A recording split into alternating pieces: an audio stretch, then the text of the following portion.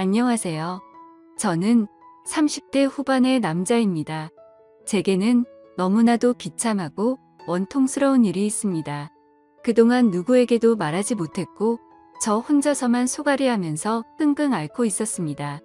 하지만 많은 분들이 보고 계신 이곳에 제 고민을 말씀드리면 조금이나마 제 마음을 털어낼 수 있지 않을까, 혹은 조언을 얻을 수 있지 않을까 하는 마음으로 사연을 보내게 됐습니다. 지금부터 제 인생 모조리 박살나게 만든 이야기 털어놓을게요. 제 부모님은 젊은 나이에 저를 낳으셨습니다. 어머니가 20살이셨고 아버지가 21살 때 저를 낳으셨다고 하더군요. 원래는 그때 당시 밤낮으로 바쁘게 장사를 하고 있던 시기여서 저를 의도적으로 낳으려고 했던 건 아니었다고 합니다. 그렇게 계획도 없이 갑작스럽게 저를 임신하셨고 저를 낳게 되었습니다. 저는 바쁜 부모님을 대신해 어릴 때부터 성인이 될 때까지 할머니 손에서 자랐습니다. 그래서 저는 부모님보다는 사실 할머니를 부모님처럼 모시며 커왔었고, 제게는 누구보다도 부모님 두 분의 사랑이 애틋했습니다. 그나마 어머니는 최대한 시간을 내서 저와 놀아주셨지만 무뚝뚝한 아버지와는 일반적인 가정에 비하면 조금은 더 어색한 사이였죠. 게다가 부모님과 제 나이 차가 많이 나지 않다 보니 학창 시절에 어딜 가서 제 나이 듣고 부모님 나이 들으면 다들 놀라워하시곤 했습니다. 그땐 몰랐습니다.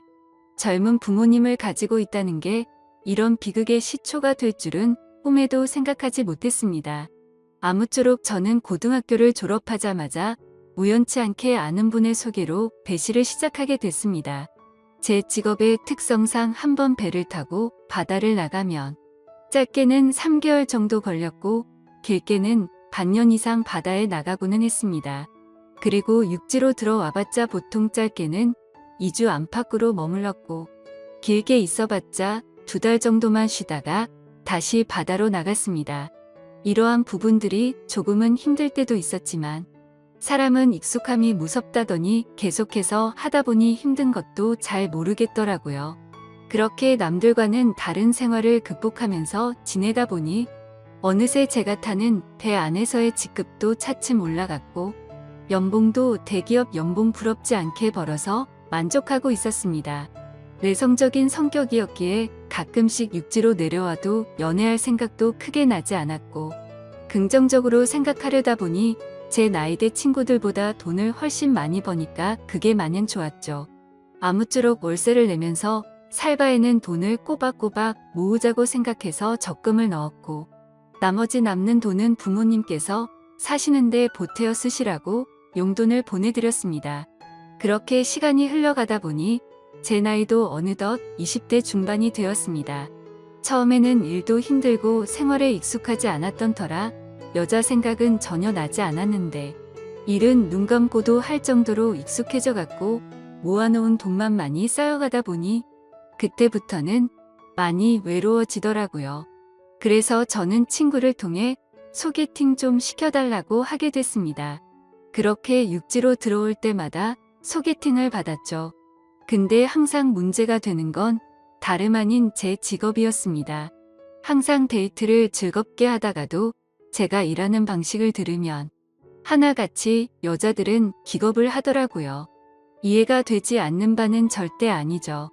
한번 육지로 와봤자 길어야 2달만 머무르다 헤어지고 바다로 나가면 길게는 반년 이상을 보내다 오는데, 어찌 보면 기약 없이 이런 만남을 이어가야 하는데 문제가 아닐 수가 없었죠. 심지어 군대는 2년 정도만 기다리면 차라리 끝이 있었지만 저는 제 직업을 포기하지 않는 이상 끝이 나지 않는 거였기에 그렇게 기겁하는 모습을 이해했습니다. 그렇게 저는 매번 소개팅에 실패를 하다 보니 아버지께서 보다 못했는지 갑자기 제게 소개를 받아보겠냐고 하시더라고요. 지인분 딸인데 아주 참하고 마음씨도 예뻐서 연락처를 물어놨다고 하셨습니다. 그래서 저는 넙죽 소개를 받겠다고 말씀드렸고 만나게 되었습니다. 처음 만난 그 여자는 아버지의 말대로 외모도 참했고 성격도 좋았기에 저는 첫눈에 반하고 말았습니다. 그래서 기존에 소개받던 여자들과는 달리 이 여자와는 꼭 연애를 하고 싶다란 생각이 컸었죠. 그래서 무식하고 이상해 보이건 알았지만 제 통장부터 깠습니다. 저는 직업이 남들과는 달라서 제약이 있는 부분도 있지만 나중에 제 가족 다 먹여 살리고 싶어서 이렇게 열심히 일하고 있다고 했습니다. 그러자 그 여성분은 갑자기 웃으시더라고요. 비웃는 게 아니라 첫 만남의 통장을 보여주는 제 모습에 갑자기 너무 귀엽고 웃겨서 웃었다고 했죠. 그 순간 저는 이 여자의 행동을 보고 마음속으로 그린라이트인가? 라는 생각이 들었습니다. 그래서 저는 더 침착하고 조심스럽게 말했습니다. 제가 바다로 나가고 육지에 머무르는 그런 기간들에 대한 얘기부터 시작해서 이것저것 많은 대화들을 나누었습니다. 그리고 제 진심을 알아줬는지 저희는 교제를 시작하게 되었습니다. 남들과는 너무 다른 교제 방식에 미안하기도 했지만 다른 사람에게 참아 보낼 수가 없었습니다. 많이 이기적인 걸 알았기에 제 모든 진심을 다해서 아껴주고 사랑해줬습니다. 그래서 아내와 1년 정도 사귀었을 무렵 저는 아내에게 프러포즈를 하게 됐습니다. 못난 저 때문에 이렇게 제약적인 만남을 해주는 것도 미안한데 고생하는 모습 보고 싶지 않다고 했습니다. 처가댁은 저희 집과 마찬가지로 돈이 많거나 그런 건 아니었습니다. 평범하게 직장 생활을 하고 계신 장인어른과 가정주부로 살아오신 장모님이셨죠. 그리고 제 아내는 공부에는 별 관심이 없었지만 지방 대학을 나와서 중소기업에서 격리로 일을 하고 있었습니다. 근데 회사에서 집까지 왕복 2시간이 넘게 걸리는 거리라 늘 마음이 쓰였습니다. 그래서 저는 그런 아내를 더 편하게 해주고 싶은 마음과 평생을 함께 하고 싶은 마음에 결혼하자고 하게 되었던 거죠. 하지만 예상대로 아내는 쉽사리 수락을 하지 않았습니다. 제가 싫지 않고 만나서 함께 있으면 너무 행복하고 좋은데 바다로 한번 나가면 너무 오랫동안 못 보는 게 어느 정도 걸린다고 하더라고요. 근데 평생 그럴 걸 생각을 하니 생각할 시간이 필요할 것 같다고 했습니다. 그래서 저는 지금처럼 연애를 하면 내가 육지로 나와서도 우리는 약속 시간을 정해서 서로 만나고 또다시 집으로 헤어지고 하는 거 시간이 아깝지 않냐고 했습니다. 함께 같이 살면서 조금이라도 더 오랫동안 계속 붙어 있는 게 좋지 않겠냐고 말했죠. 그리고 제 진심을 담아서 말했습니다. 출퇴근하느라 고생하는 것도 그만했으면 좋겠고 하루라도 빨리 우리를 닮은 아기를 낳아서 더 행복한 가정 만들고 싶다고요. 그러자 아내는 고민 끝에 결국 제 프로포즈를 수락해줬습니다. 그렇게 저희는 서둘러서 양가 어른분들을 모시고 상견례를 마쳤고 다음에 육지로 돌아왔을 때 결혼하기로 날짜까지 정하게 됐죠. 참으로 미안했습니다. 제가 신혼준비를 도와주지 못해서 아내는 제 어머니와 같이 대부분의 결혼식 준비를 함께하게 되었고 그러는 과정에서 친엄마 친딸처럼 친해졌더라고요. 그래서 저는 아내와 상의 끝에 저희 부모님을 모시고 함께 지내기로 했습니다. 아무래도 제가 자리를 비운 사이 혼자 쓸쓸히 지낼 아내를 생각하니 마음이 쓰이더라고요. 그렇게 저희는 결혼식을 하게 되었고 참 감사하게도 저희는 허니문 베이비가 생기게 되었죠.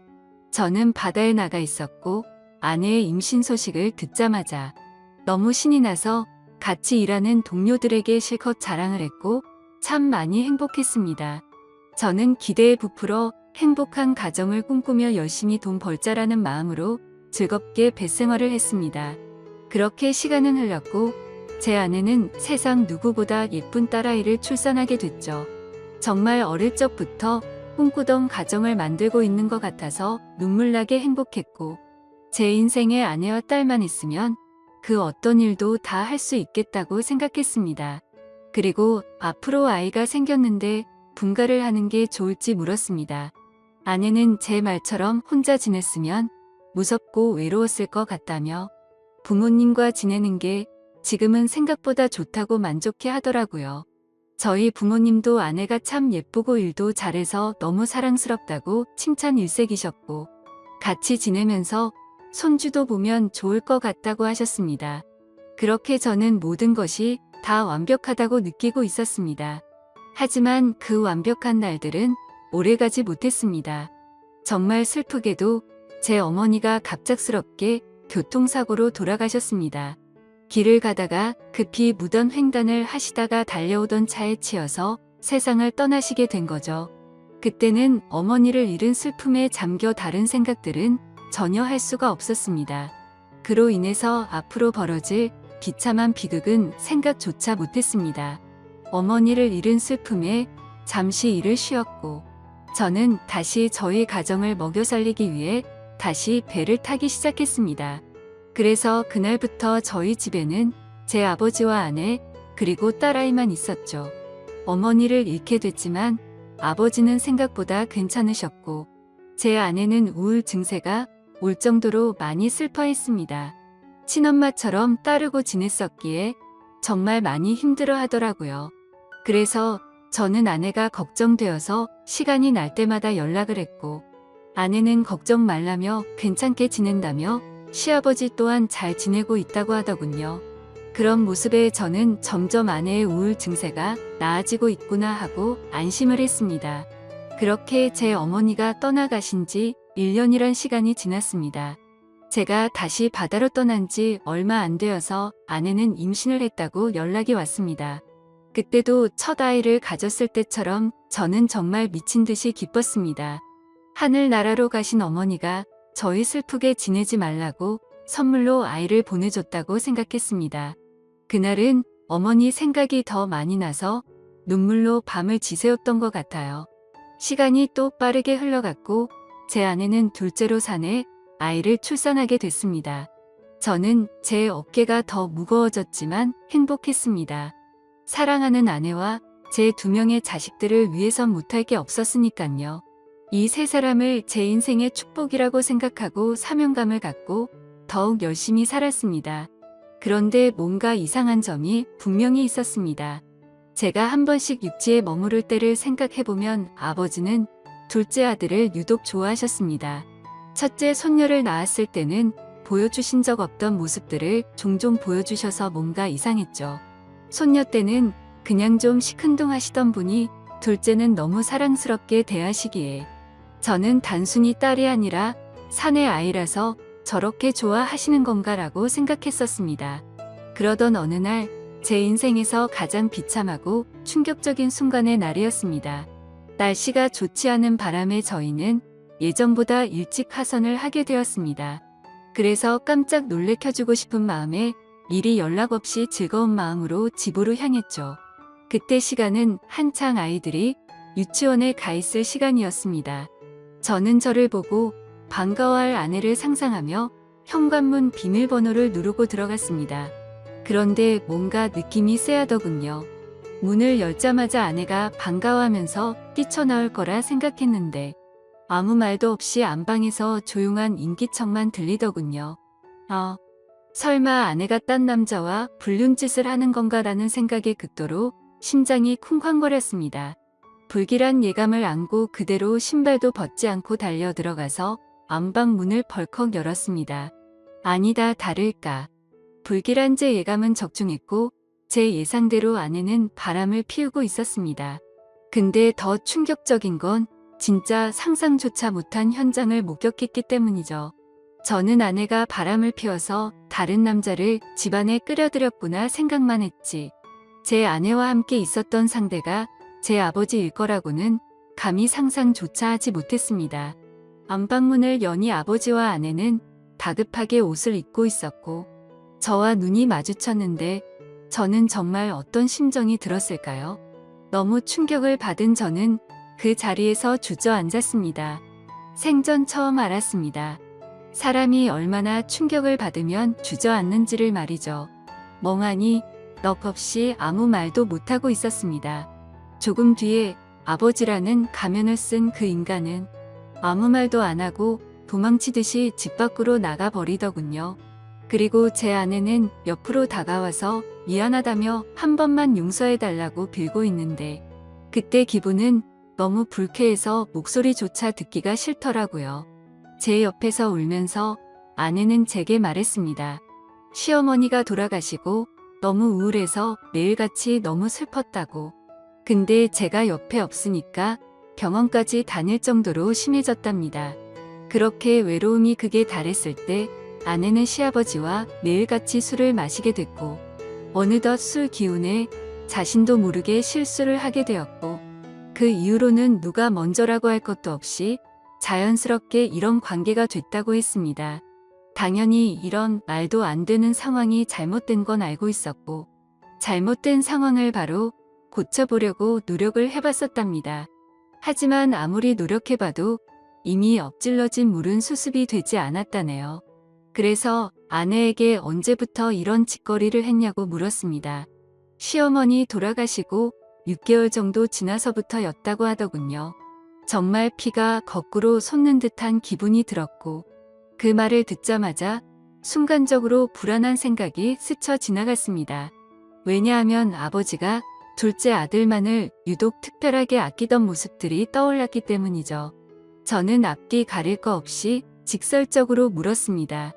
둘째 아들이 내 아이 맞냐고 하니까 아내는 아무 말도 없이 고개를 숙이고 있더라고요. 제가 빨리 대답하라고 소리 지르니까 아내는 미안하다며 울기만 하더라고요. 니네가 짐승이지 진정 사람이냐며 있는 힘껏 소리를 질렀습니다. 현관문이 열려 있어서 동네 사람들이 수군대면서 쳐다보고 지나가는데 그딴 건 전혀 눈에 들어오지도 않더군요. 저는 그 자리에 더 있다가는 정말 크게 사고를 칠 것 같아서 일단 집 밖으로 뛰쳐나갔습니다. 어떻게 이런 일이 실제로 일어날 수가 있나 생각했고, 그 충격은 절대로 쉽게 헤어나올 수가 없더군요. 그래서 며칠 동안 정신을 잃어서 쓰러질 때까지 술을 마시고 모든 연락을 끊고 있었습니다. 그 힘든 와중에도 어떻게 해야 하나 현실적인 생각들을 하게 되더라고요. 이혼을 한다고 하더라도 제가 현실적으로 아이를 혼자 키울 수도 없는 상태였고, 그렇다고 배운 게 이것밖인데 지금 하고 있는 직장을 그만둘 수도 없지 않나 생각했습니다. 게다가 제 아내가 몰래 만나던 남자가 무려 제 친아버지입니다. 사실 지금도 아버지라고 적지만 그런 관계라는 게 역겨울 뿐입니다. 아무튼 아버지라는 그 인간은 그날 집 밖으로 나가고 주랭랑을 쳤는지 지금 이 글을 쓰는 순간까지 그날 이후로는 단 한 번도 보지 못했죠. 결국에 며칠 동안 정신없는 시간을 보내다가 역겨운 마음에 차마 돌아가기 싫었지만 현실적인 문제들을 안고 집으로 들어갔습니다. 저를 보자마자 아내는 순식간에 달려와서 제게 무릎을 꿇고 빌었습니다. 제발 한 번만 용서해달라며 시아버지와 그러한 사실들이 동네방네 밝혀지면 자신은 도저히 살아갈 자신이 없다고 하더군요. 2번 다시 이런 일 없을 테니까 용서해달라고 빌었고, 현실적으로 제가 어떻게 할 방법이 없으니 일단 당장은 그냥 대충 알겠다고 말했습니다. 사실 그날 이후로 말도 잘 섞지 않았습니다.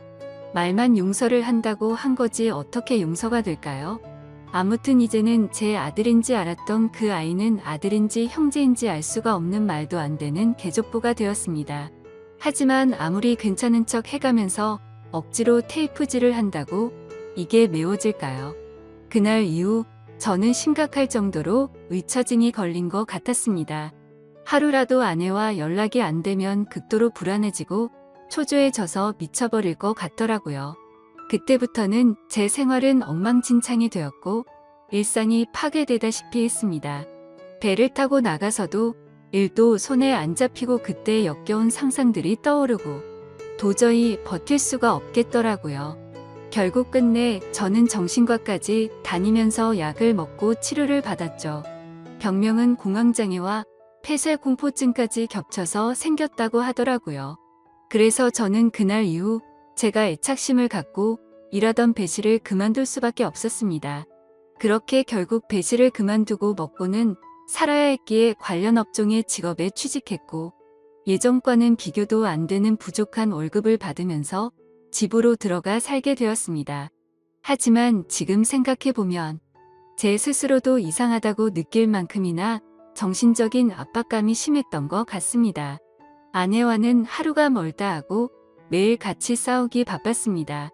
그리고 제정신을 유지하는 게 싫어서 퇴근하면 항상 술을 취할 때까지 마셔댔죠. 그런 관계를 지속해오다 보니 결국 아내도 참고 참다가 결국 이혼을 하게 되었습니다. 아이들은 아내가 데리고 살기로 했고, 저는 너무 괘씸한 아내에게 양육비는 1년치만 주겠다고 했더니 아내는 아무 말도 하지를 못하더군요. 그렇게 저희는 이혼을 하게 되었고 벌써 2년이라는 시간이 지났습니다. 한때는 아버지였던 그 인간은 혹시나 아내한테 찾아가는 거 아닌가 싶어 몰래 아내를 뒤따라 다녀보기도 했지만 그런 건 아닌 것 같았습니다.